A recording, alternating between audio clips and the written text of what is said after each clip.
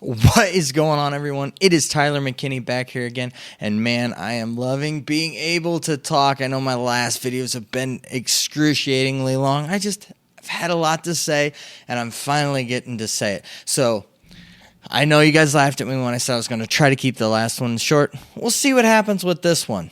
Who knows? But we're definitely going to be getting back into the XFL Week 2. We're going to be doing our preview of our Sunday games. So we're going to be hopping over to the Sunday games. Hey, if it's your first time here, glad to have you. If you're a return viewer, thanks for coming back and thanks for watching more videos. And if you haven't yet, please consider subscribing. I really do appreciate all the support all of you guys have been giving me, everything that you guys have been doing. You guys are awesome.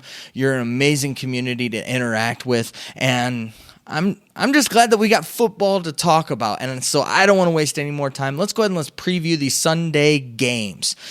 All right, I know I'm late, but listen, rather be late than not have it done at all, right?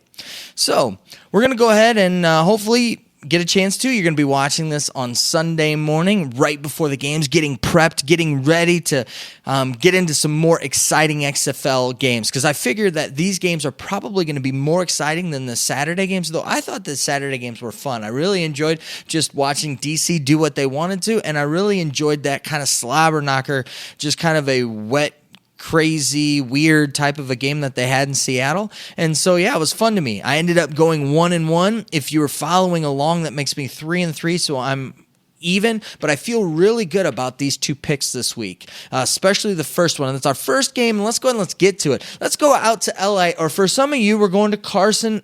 We're going to Carson, California. That is right. We're going to Dignity Health Park. And this game is going to be on ABC.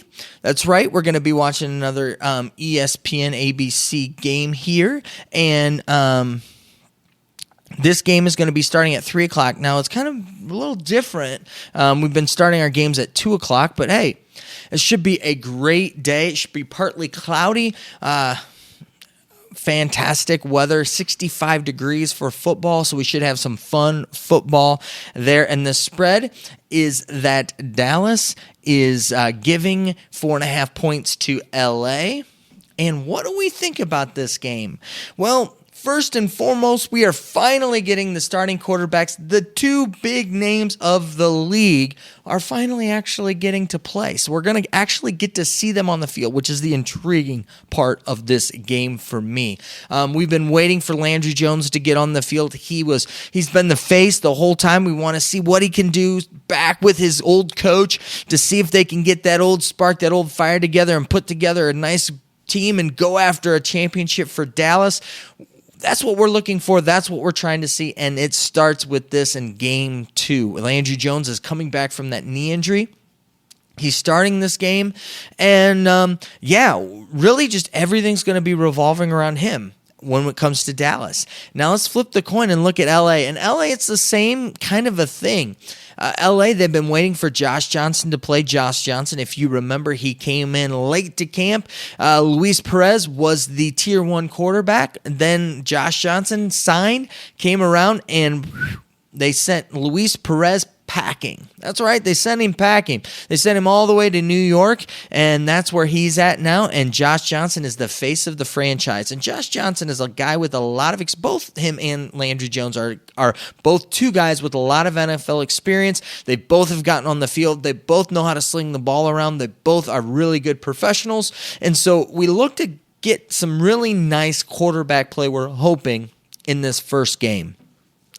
And so that's really the focus here on this game, at least for me. When I look at things, and that's kind of where I'm focusing. Now, there are some injuries here and there, but there really isn't a whole lot in this game that really sticks out to me, that really kind of has me kind of looking at things one way here or another, that it's going to be having a big impact, kind of like the offensive linemen that were out, that were going to have an impact in in the games that we had on Saturday. So looking at this game, what do I think about this game? Well, I think what's going to be keys about this game is I just think that Dallas is a better structured team. I think that Landry Jones is going to take the next step with this team and take them to the level that I think that they need to be, where they need to go. He understands the offense a little bit better than Philip Nelson. I think what happened was that Houston was going to give Philip Nelson everything underneath it, and he took that, and however, they weren't able to be dynamic in that game, and that's really eventually what cost them in the game. I thought that the defense played really well for Dallas in that game. I think that they got a turnover in that game. Like I said, the defense actually really wasn't too bad in the game. The tough thing was that it seemed like Dallas was able to move the ball a little bit, but they never were really able to punch it in, and they were never able to finish off drives. They always stalled out for one reason or another. So as I look at this, I really look for Landry Jones to be kind of that missing piece that really brings everything together. Because not only did they kind of stall out, and listen, Nelson threw it 43 times, and he did a decent completion percentage. He just didn't have a lot of yards, and he threw the ball around the field, and to a lot of different wide receivers. And I think that Jones is definitely going to be doing that as well. I just think that he's going to be able to push the ball down the field and extend things a little bit, make some little bit better decisions in that than Nelson, and really take the game up of really this team. It was interesting, though. Dunbar was the guy that kind of stood out, the guy Dunbar who played some seasons with the Cowboys. And I really see that probably switching this week to Artis Payne. I'd like to see, that running game, especially with Jones being back and pushing the ball down the field a little bit more. You'll see the running game open up, and so you'll see Artis Payne kind of more into this game and that with it. So I really look for this offense to open up and really shine, and I think it's just going to be a track meet that LA just can't keep up with. I think that Josh Johnson's going to have a decent game. I don't think he's going to make any mistakes, but in all honesty, I think that the Dallas defense is going to shut him down in this offense. If you're looking at LA and you need some kind of fantasy picks, if it were me, I definitely am looking at Josh Johnson. I'm looking at Nelson Spruce. He's going to have 1,000 balls thrown to him, and he's going to have 1,000 catches. I'm exaggerating, but I look to see that staying the same. With that, I look for Hood to pick up in this game, though. They were able to key in on him in the running game last week because Kickoff just really couldn't do a whole lot on in the passing realm. He really just wasn't the threat, and so I would really like to see Hood step up in this game. And so will he get? I think he'll get some more carries. However, I think that they're going to be playing from behind a lot to where it's going to be a more offensive game, but I think you're going to get more yards out of him, and I think that he's going to not be the fantasy bust he was last week. Just kind of my offensive thoughts. I think that the Wildcats are going to be a nightmare on defense. That's why I think that Dallas, not only with them having Landry Jones back, but going up against this porous defense. Listen, let's just talk about the big fat pink elephant in the room. Winston Moss, I think he's just been running this rough shot, along LA. I mean, he's already gotten fired defensive coordinator after 1 week, got rid of Anthony Johnson, and if you watch the games, Anthony Johnson had a sack and a half, and he was only with the defenders for 2 days. The man's the beast, and they let him go. And thankfully, I think the league stepped in there and made them trade for him to where LA got something out of letting him go and releasing him, because it came out that they released him, and then at the end of the week, they traded him. So I think it was the league stepping in there. Whether it be that, whether it be Luis Perez, how they dealt with him, whether it be the trade with Rashad Ross, who's, again, doing good in D.C., had some nice catches Saturday evening. And then now, granted, Trey McBride, I did have a couple of you guys bring up that Trey McBride's been injured. Hopefully he'll be back for this game. It looks like he's, possible playing in this game. I think if they can get him out there, I think that he'll be, a nice compliment to Nelson Spruce out there. So I'd like to see him out there in the field. Hopefully he's healthy and ready to go. I think the offense will score some points, but I think at the end of the day, I'm looking at this could be a really big scoring game for Dallas and a really coming out party for Landry Jones and Bob Stoops in this one. And and I looked for this one to be somewhere around 37 and maybe possibly 40 to 21 or 17, something like that. I think it's just going to be massive beatdown. I would go ahead and I'll give those 4.5 points all day long. LA, you can have those. And a lot of it has to do with I don't believe in this defense, especially after all of that they've lost and what they've done. And I just don't believe in Winston Moss. I think that right now he is a new head a new head coach. And I think a lot of the changes and a lot of the things that he's doing are really showing his inexperience here. And I think it's going to show, come week 4, week 5, that, this might not be the spot for him, whether it's either, he needs to learn some more, or whether, LA really just isn't the place for him. I don't know. But yeah, I see this getting worse before it gets better for LA, and even with having Josh Johnson. But I'm looking forward to looking at both of these quarterbacks and seeing, what they can do. So those are kind of my thoughts on the first game for Sunday.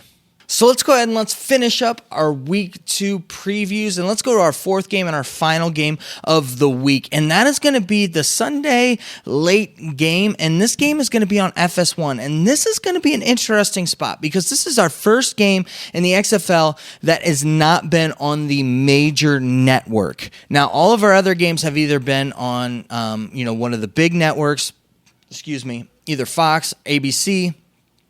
This one, however, is going to be on FS1. So we're going to see, how that's going to translate to really ratings and what the XFL can do, and if the XFL can bring in the fans in the fan base in this. So in our game number 2, we've got the St. Louis Battlehawks. They're coming into Houston, and they're playing the Roughnecks. And the game's going to be on Sunday the 16th, starting at 6 p.m. They are in TDECU Stadium there in Houston, and it's going to be partly cloudy, 76 degrees, a great weather, great night to have some football. I think that stadium's going to be rocking for the second week in a row. I think they're going to have a nice turnout there, and the Roughnecks are giving up 8.5 points in this game. What do I think of this game? This game really comes down to quarterbacks. I know. It seems like everything we're doing was talking about quarterbacks. But I'm going to change it up here on this one just a little bit, so bear with me a little bit. I do think that this one's all about the quarterbacks and which quarterback is going to be, quote unquote, we're going to figure out which one is kind of the real deal and maybe which one was just, fake last week. I don't know. It might be both. It might not. But it's going to come down to these two defenses and how stout these two defenses are going to be, and really if they're going to be bend, don't break type of defenses. Both defenses played really well last week, and both of them in kind of, both of them in very interesting positions because neither one of them played against a decent quarterback, which I think that they both are going to be playing against this week, and so that the teams they were playing against were both handicapped. However, they came away, they both played fairly decent to where it really is on the defense to step up here. And I think that it's on the defense to make some stops, to get some takeaways, and to get the ball back to their offense so that they can score. In this game, if I'm looking at it, the two quarterbacks, I think that they're both legit.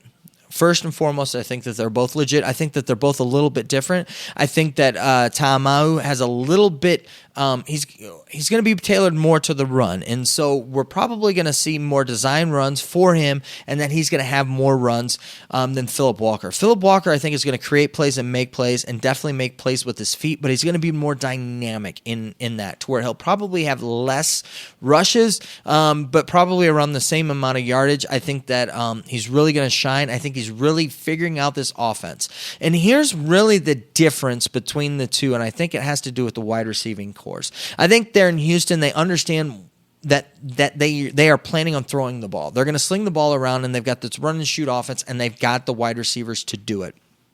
When we're talking about guys like Phillips, who came out and shined last week, we're talking about, as I'm looking at this, Holly, who made some huge catches coming down the pike, and then you got a guy like Lewis, who also had 5 receptions. And that isn't even talking about Sammy Coates, who really needs, he was targeted a lot. And they wanted to get him the ball. He's very, very dynamic. He's a big wide receiver, big body. He's an NFL, caliber talent. The problem is he made some drops, and so he really needs to get that out of his system and really get moving with that. And I think that they're going to heavily rely on the pass again, because we found out this week that Andre Williams, their running back, he only had 2 carries last week, which was kind of shocking. Then you found out that he had an injury.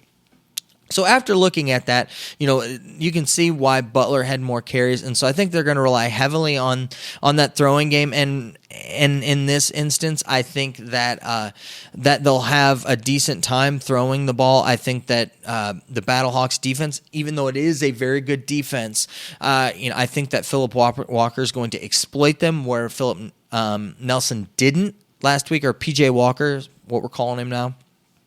I think that they're going to go ahead and exploit that defense, and so as I'm looking at this with it, I like those Roughnecks. Now let's go ahead and let's turn to the Battlehawks offense.